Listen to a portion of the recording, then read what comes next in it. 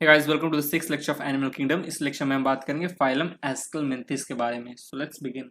देखो, एस्कलमेंथिस का जो बॉडी होता है ना, वो सर्कुलर होता है इन क्रॉस सेक्शन। मतलब इस डायग्राम को देखो, ये हमारा एस्कलमेंथिस फाइलम का एक एग्जांपल है। इसका नाम हम आगे थोड़ी देर में जानेंगे। अगर मैं यहाँ पे कट लगाऊं ना, तो एक्चुअली में जो बॉडी है एस्कलमेंथिस का, वो सर्कुलर है इन क्रॉस सेक्शन।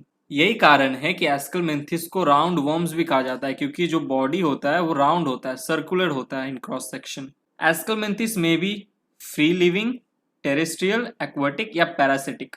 अगर फ्री लिविंग होंगे एस्कलमेंथिस, तो या तो वो टेरेस्ट्रियल होंगे, जमीन पे पाए जाएंगे, या तो वो एक्वाटिक होंगे, पानी में पाए जाएंगे।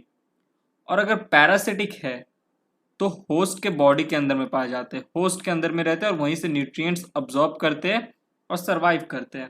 बायलैटरल सिमेट्री होता है एस्कलमेंथिस का। Aschelminthes have organ system level of organisation. Organ system level of organisation होता है। एस्कलमेंथिस आर ट्रिप्लोब्लास्टिक। ट्रिप्लोब्लास्टिक मतलब जो हमारा बॉडी वॉल है उसमें 3 लेयर प्रेजेंट रहता है, एक्टोडर्म, मेसोडर्म और एंडोडर्म। 3 लेयर के कारण, जो 3 जर्म लेयर है उनके कारण ट्रिप्लोब्लास्टिक कहा जाता है एस्कलमेंथिस को। कहा नहीं जाता है, मतलब ट्रिप्लोब्लास्टिक होते हैं एस्कलमेंथिस। एस्कलमेंथिस को तो वैसे क्या कहा जाता है? Round worm, round worms. Next, aschelminthes are pseudocoelomate. Pseudo मतलब क्या होता है? फॉल्स। सिलोम मतलब क्या होता है? Body cavity. False body cavity पाया जाता है एस्कलमेंथिस में। फॉल्स बॉडी कैविटी मतलब देखो, ये हमारा बॉडी वॉल, ये हमारा बॉडी कैविटी, मतलब क्या? सिलोम, बॉडी कैविटी, सिलोम जिसे कहते हैं, सिलोम। तो हो क्या रहा है बेसिकली, ये देखो, यहाँ पे ना एक लेयर प्रेजेंट होता है मेसोडर्म का, बट लेयर एब्सेंट है मेसोडर्म का। उसके जगह क्या है? मेसोडर्म के पाउचेस प्रेजेंट है।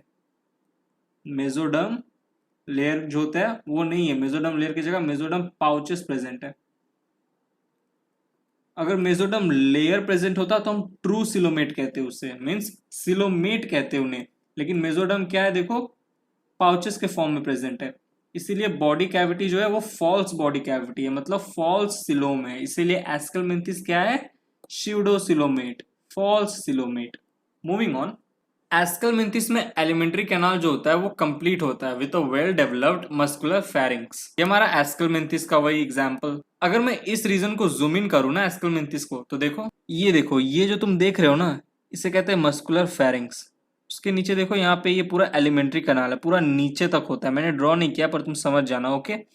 तो देखो क्या हो रहा है, मस्कुलर फेरिंक्स से क्या होता है, यहाँ से फूड एंटर करता है और एलिमेंट्री कैनाल से होते हुए नीचे में एक एनस रहता है, ठीक है? एनस, और वहां से निकल जाता है।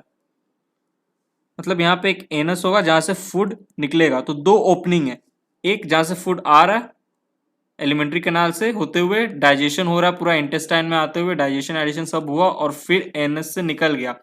तो एलिमेंट्री कैनाल जो होता है कंप्लीट होता है। ये तो वेल डेवलप्ड मस्कुलर फेरिंग्स। एस्कलमेंथिस में क्या होता है, एक एक्सक्रीटरी ट्यूब प्रेजेंट होता है जो रिमूव करता है body waste from the body cavity through excretory pore. Body cavity में बहुत सारे वेस्ट प्रेजेंट होते हैं, मतलब एक्यूमुलेट हो जाता है एस्कलमेंथिस में। तो ये जो एक्सक्रीटरी ट्यूब क्या करता है, थ्रू एक्सक्रीटरी पोर वो सारे वेस्ट प्रोडक्ट को बाहर निकाल देता है। कैसे? देखो, ये वापस से हमारा एस्कलमेंथिस का एक एग्जाम्पल, ओके? मैं अगर इस पोर्शन को जूम इन करूँ तो वापस से हमारा मस्कुलर फेरिंग्स, ये हमारा एलिमेंट्री कैनाल, उसके बगल में देखो एक और ट्यूब प्रेजेंट है, इसे हम कहते हैं एक्सक्रीटरी ट्यूब। और यहाँ पे देखो तो एक एक्सक्रीटरी पोर प्रेजेंट है इस ट्यूब में। तो क्या होता है, इस एक्सक्रीटरी पोर से क्या होता है, जो बॉडी में जितना भी हमारा वेस्ट प्रोडक्ट था एस्कलमेंथिस में, वो सब रिमूव होता है, बाहर जाता है। नेक्स्ट, एस्कलमेंथिस में सेक्सेस जो होते हैं वो सेपरेट होते हैं, मतलब डाइशियस होता है, विच मीन्स एक मेल और एक फीमेल प्रेजेंट होता है। ऐसा नहीं कि एक इंडिविजुअल है उसी में एग और स्पर्म बन रहे हैं, नहीं, 2 इंडिविजुअल होते हैं। एक मेल होता है, एक फीमेल होता है। मेल में बनता है स्पर्म और फीमेल में बनता है ओवम। एक चीज तुम देखो इस इमेज में, often females are longer than males. देखो, मेल का लेंथ देखो और फीमेल का लेंथ देखो, फीमेल लंबे होते हैं लेंथ में मेल से कंपेयर टू मेल।